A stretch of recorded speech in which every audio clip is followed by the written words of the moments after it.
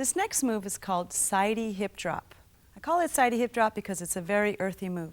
It's a hip drop with a flat foot. Weight is on the right, stepping flat onto that left, and you're really going to stretch the front of your abs. Be careful not to arch your back as you step down.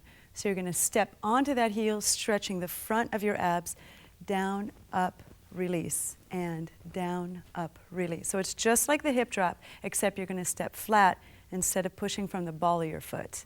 So again, weight is on the back foot, stepping onto that heel, stretching, keeping that rib cage nice and lifted, and feeling that stretch through the front of your abs, not in your back.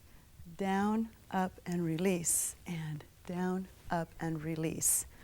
We're going to do 1, 2, 3, 4, 5, 6, 7, 8. 1, 2, 3, 4. You're going to step on it, change your weight, pivot over to the other side. Step 1, 2, 3, 4, 5, 6, 7, 8. 1, 2, 3, 4. Step, change the weight, pivot to the other side, ready to repeat.